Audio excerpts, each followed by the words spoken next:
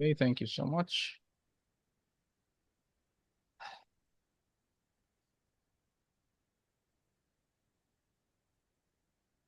Okay, are you guys able to see my screen? Yes. Okay, perfect. All right. So basically, this is going to be the plan, or this is what I'm planning for you to get out of this course. The kind of the structure that we will be going with is going to be the following. But before I kind of tell you about the structure, I just need to illustrate a few things here. So it's kind of similar roadmap, but it's a little bit different when it comes to the actual product itself. But the roadmap is quite similar. So let's say, for example, and excuse my amazing drawing, this is me. Okay, this is Mo, and I would like to learn a new language. Okay.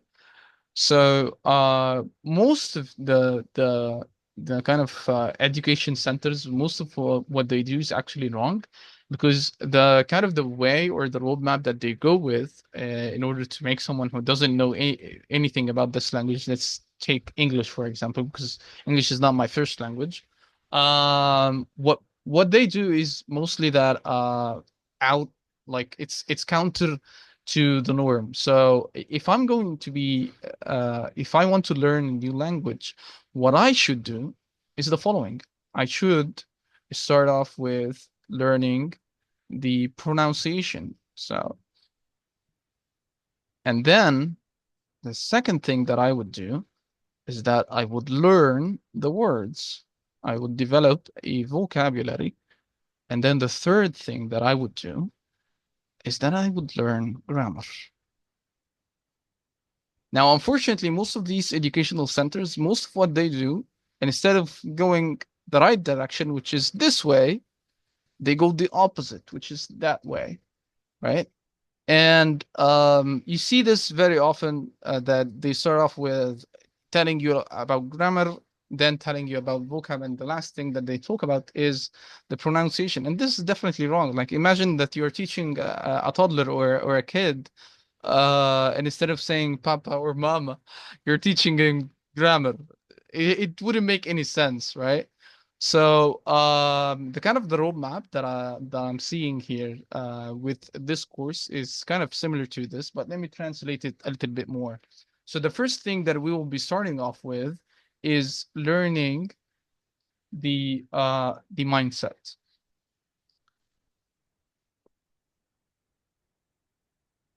and I'll explain that in a second. And the second thing is learning the language, and the third thing is learning the tools. Okay. So the mindset is going to be the why. Why marketing is crucial and what's its impact on businesses. So that's the first thing. This is what we are going to be learning today. The second thing is the what. What are the key concepts when it comes to marketing and digital marketing specifically? Branding, audience targeting, market research, all of the KPIs, the acronyms, all of that. This is all in the language. That's the second thing, or like the second phase of the course.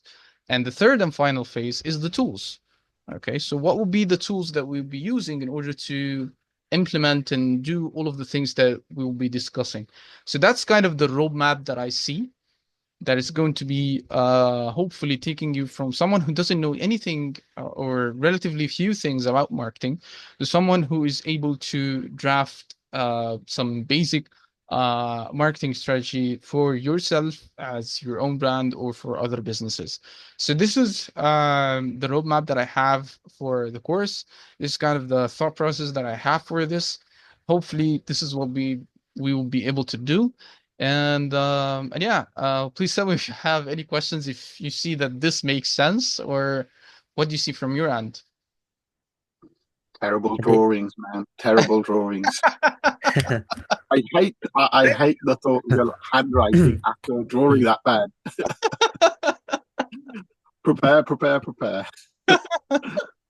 Sorry, man. Thank you so I had to much. say. I had to say. Okay, Peter, do you Hello? have anything to add? Is my mic working? Yes, yes, I can hear you. Yeah. Yeah, I think it makes sense. Okay, perfect, perfect. That's very good to hear. That's actually all what I wanted to hear. Okay, amazing. So we'll be moving on to the next step. So again, as I mentioned to you, the first thing that we will be starting with is the mindset, which is the how. Why is marketing is so important, and what's its impact on businesses? So to be able to understand this, we need to understand a previous story, and that story is for a very well-known business. But before I also dive into that story, I need to tell you what's the core and basic fundamental of marketing. So the main purpose of marketing is not actually to make money, but the main and core purpose of marketing is to raise awareness on a specific thing. That's the main and the basic core of marketing, is to raise the awareness on a specific thing, whether that's topic, whether that's a product, whether that's a company, whatever it is. The most important thing and the most core thing in marketing is to raise an awareness about a specific thing. So the story that we'll be talking about is on one of the currently Fortune 500 companies, very well known. This is going to be us going through a breakdown of how they are where they are right now. We'll be discussing their approach in regards to marketing, and we'll be also focusing on the fact that they understood that the main purpose of marketing is raising awareness about a specific. So that company is Uber. Uber back in the day in 2011, the year when they were launching, they went through an analysis of the current market and the situation that they are in, and they found out that in order to be able to succeed, they need to determine at which awareness level is the target audience at. So they realized over time and throughout that research that there are five main stages of awareness, or five distinct stages of awareness. I'll say them all, and I'll explain each and every one of them. So the first one, which is completely unaware, you as a prospect, you are unaware of the problem that you have, and it's like you do have a problem. The prospect have a problem that they don't fully realize, and hence they are not looking for a solution. The second one, where the prospect is problem aware, it's called problem aware, which means that the prospect knows that they have a problem and they recognize the problem immediately when told about it, but they cannot connect the product or my product with the fulfillment of that problem. So that's the second level. The third level, which is the solution aware, this is where your prospect knows or recognizes immediately the solution, but they are not aware that your product offers that solution. The fourth stage, which is the product aware, where your prospect knows about the product, but isn't completely aware of what the product does or how well it solves their problem. And then the most aware, whereas your prospect knows your product and wants to buy it, but they are waiting for the right bargain or timing.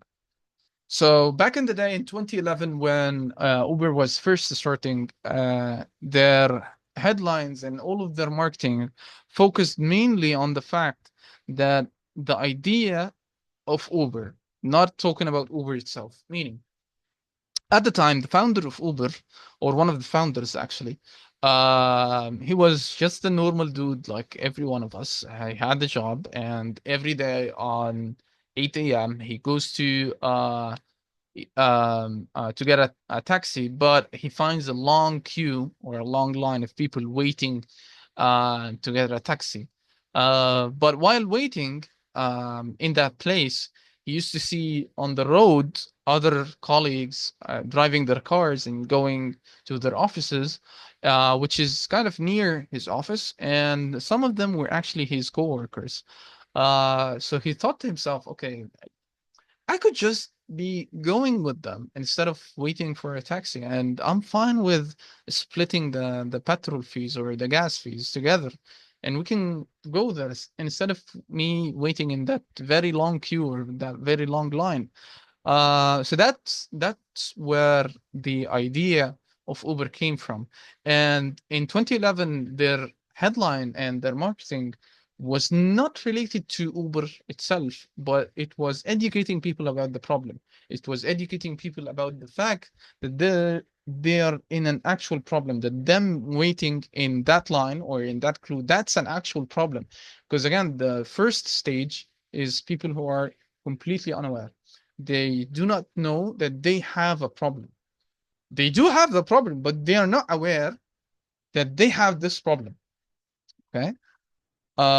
So in 2011, their headline used to be everyone's private driver. Everyone's private driver. With this vague headline and no subheading actually at the time, you would have imagined the type of users Uber targeted with its landing page back in 2011. Those who were completely unaware of the product or the solution. And again, in 2011, people didn't even know that ride hailing or carpooling is an actual thing, or it's possible through a mobile app. So it was a huge thing at the time to be able to identify this. So that's the first 2 years of their marketing. They only focused on the actual uh, uh, problem and raising the awareness that, hey, you waiting in that line, waiting for the taxi, that's an actual problem. This is not normal. This is not something that you do every day. No, this is an actual problem. So that's was their marketing for the first 2 years. In 2013, after the launch, Uber at that time changed their messaging and changed their marketing approach. Currently, they leveled up.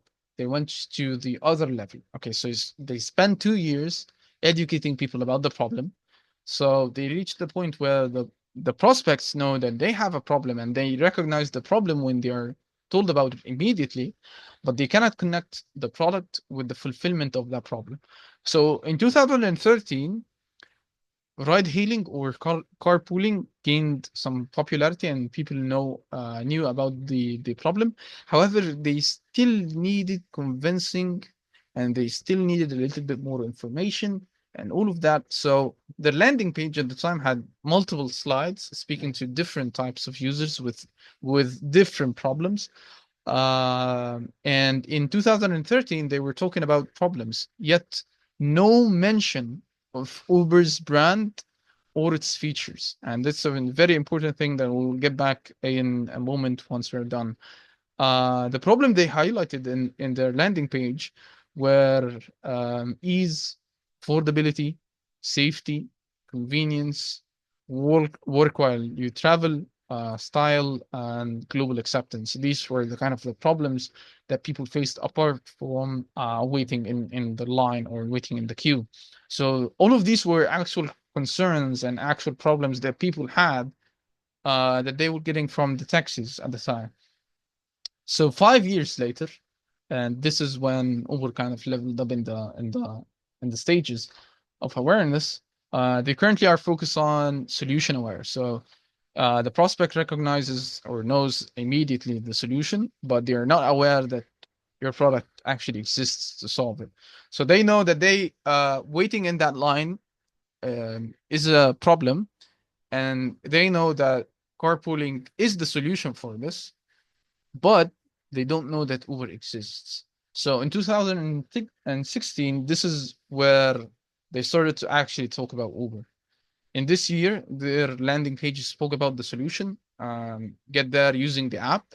That was kind of the theme that they were discussing. They were clearly targeting a solution-aware audience. There was no mention of the problems because they know that people already know the problem, and they took customers right away to the solution.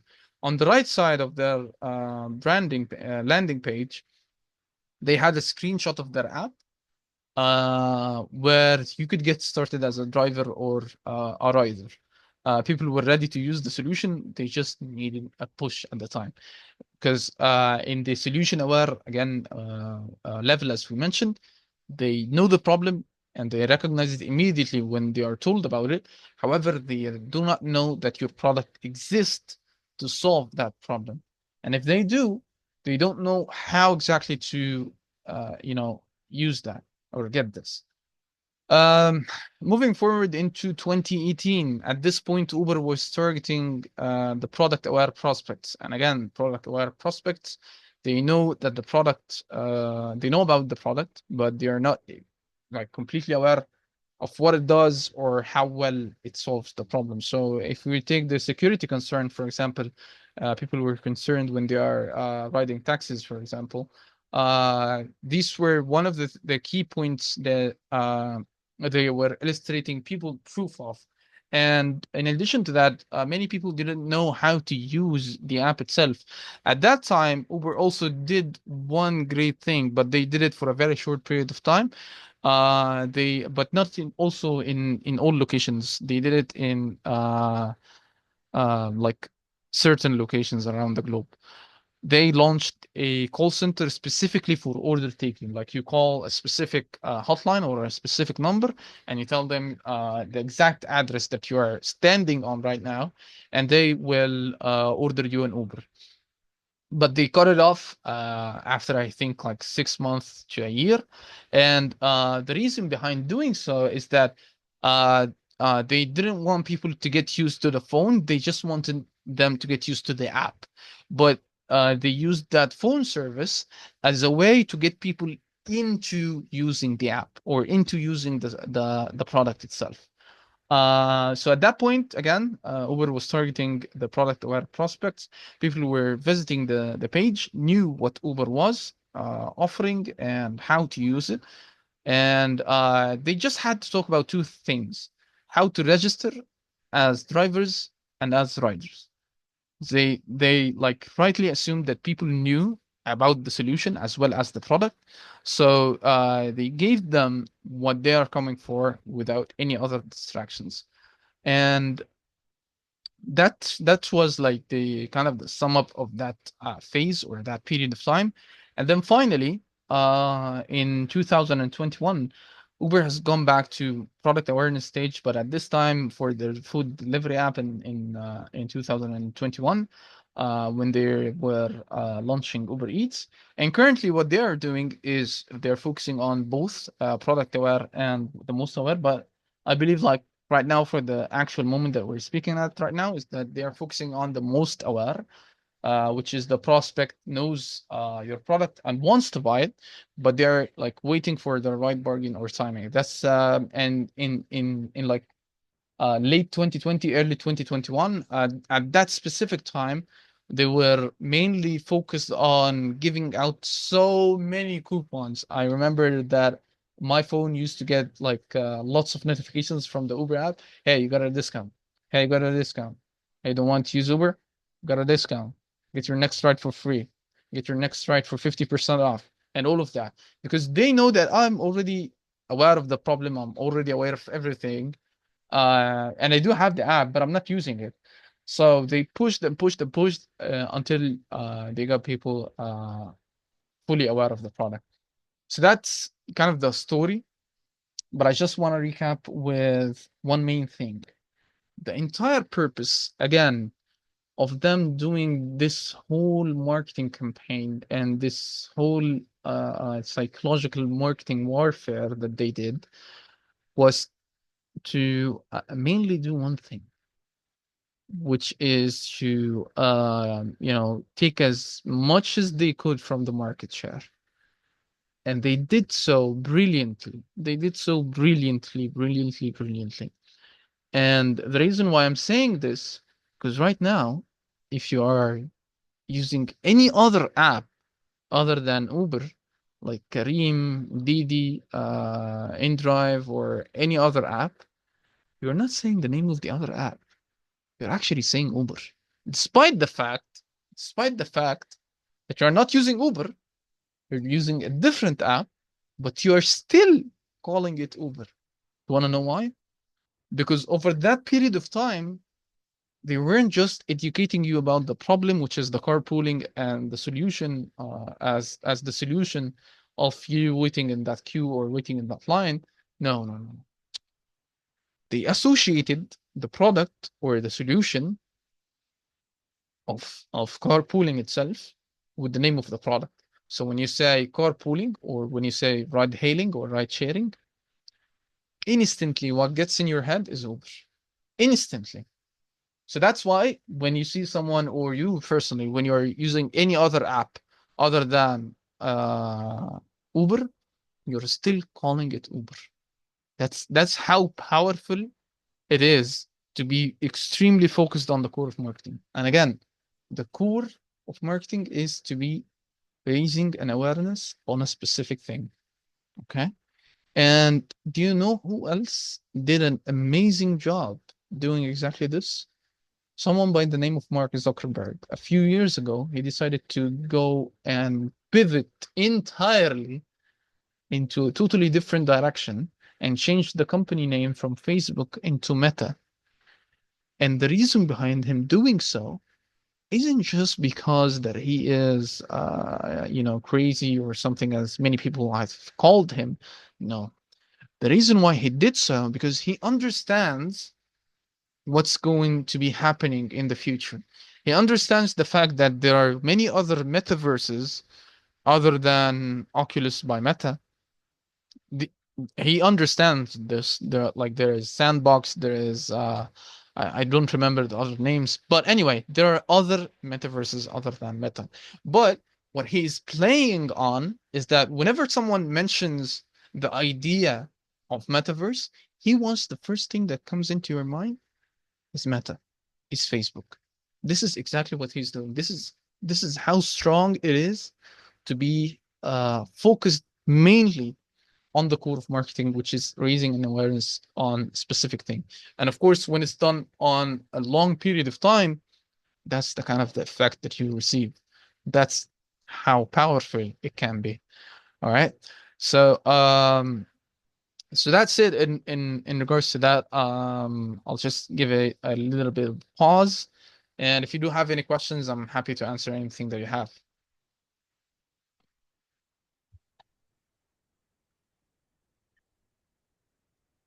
Hello, Mustafa. Guy Yes, here. with you. Yeah, Okay, very interesting stuff. Thank you very much for the presentation. thank you. My understanding of what you've just said is that there was a lead time, a delay between selling the actual product they wanted and creating awareness. Yeah. Yes. So in that period of time, can we assume that they weren't selling anything? Which means I'm not a Facebook fan. I don't hardly use it. I've never used Uber once, right? I only installed the application last year because someone was trying to get a taxi and they couldn't on their Uber, and because or something. But regardless of that, it's a case of I'm just understanding. I understand the journey that you need to go from zero as a company, a startup, to a point where you're actually trading. Yeah, beyond. Yeah, you've got an operation. You're transactional. You're revenue generating. But that period between zero revenue and some revenue, Uber were what were they doing? Were they not They charging were for a actually service? losing money. They were actually losing money. And that's a good question because I was also illustrating this to someone before, previously to you, and they had the same kind of question. So that's fascinating because currently I do have a better answer. So the thing is, this is what you should be mainly doing when you are marketing a product that is brand new to be existing. So Uber as a product was completely brand new to be existed as an idea first, right? So that's how you approach this. This is the kind of the strategy that you use to approach this. But the reason why I wanted to illustrate this first, because it lays out the foundation of marketing, which is it's raising awareness on a specific thing.